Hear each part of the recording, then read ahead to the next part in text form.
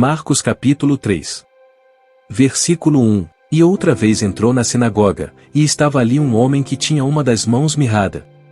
Versículo 2. E estavam observando-o se curaria no sábado, para o acusarem. Versículo 3. E disse ao homem que tinha a mão mirrada: levanta-te e vem para o meio.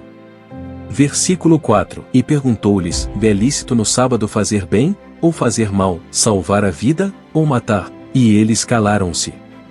Versículo 5. E, olhando para eles em redor com indignação, condoendo-se da dureza do seu coração, disse ao homem: estende a tua mão. E ele a estendeu, e foi-lhe restituída a sua mão, sã como a outra. Versículo 6. E, tendo saído os fariseus, tomaram logo conselho com os herodianos contra ele, procurando ver como o matariam. Versículo 7. E retirou-se Jesus com os seus discípulos para o mar, e seguia uma grande multidão da Galiléia e da Judéia. Versículo 8. E de Jerusalém, e da Idumeia, e de além do Jordão, e de perto de Tiro e de Sidom, uma grande multidão que, ouvindo quão grandes coisas fazia, vinha ter com ele. Versículo 9. E ele disse aos seus discípulos que tivessem sempre pronto um barquinho junto dele, por causa da multidão, para que o não oprimisse. Versículo 10. Porque tinha curado a muitos, de tal maneira que todos quantos tinham algum mal se lançavam sobre ele, para lhe tocarem. Versículo 11. E os espíritos imundos vendo-o, prostravam-se diante dele, e clamavam, dizendo: tu és o Filho de Deus. Versículo 12. E ele os ameaçava muito, para que não o manifestassem.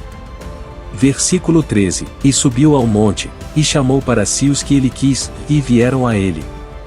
Versículo 14. E nomeou 12 para que estivessem com ele e os mandasse a pregar. Versículo 15. E para que tivessem o poder de curar as enfermidades e expulsar os demônios. Versículo 16. A Simão, a quem pôs o nome de Pedro. Versículo 17. E a Tiago, filho de Zebedeu, e a João, irmão de Tiago, aos quais pôs o nome de Boanerges, que significa filhos do trovão. Versículo 18. E a André, e a Filipe, e a Bartolomeu, e a Mateus, e a Tomé, e a Tiago, filho de Alfeu, e a Tadeu, e a Simão, o cananita. Versículo 19. E a Judas Iscariotes, o que o entregou. Versículo 20. E foram para uma casa, e afluiu outra vez a multidão, de tal maneira que nem sequer podiam comer pão. Versículo 21. E, quando os seus ouviram isto, saíram para o prender, porque diziam: está fora de si. Versículo 22. E os escribas, que tinham descido de Jerusalém, diziam: tem Beelzebu, e pelo príncipe dos demônios expulsa os demônios. Versículo 23. E, chamando-os a si, disse-lhes por parábolas: como pode Satanás expulsar Satanás? Versículo 24. E, se um reino se dividir contra si mesmo, tal reino não pode subsistir. Versículo 25. E, se uma casa se dividir contra si mesma, tal casa não pode subsistir. Versículo 26. E, se Satanás se levantar contra si mesmo, e for dividido, não pode subsistir, o antes tem fim. Versículo 27. Ninguém pode roubar os bens do valente, entrando-lhe em sua casa, se primeiro não amarrar o valente, e então roubará a sua casa.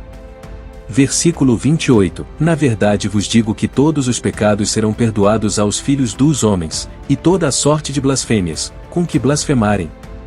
Versículo 29. Qualquer, porém, que blasfemar contra o Espírito Santo, nunca obterá perdão, mas é culpado do eterno juízo. Versículo 30. Porque diziam: tem espírito imundo. Versículo 31. Chegaram, então, seus irmãos e sua mãe, e, estando fora, mandaram-no chamar.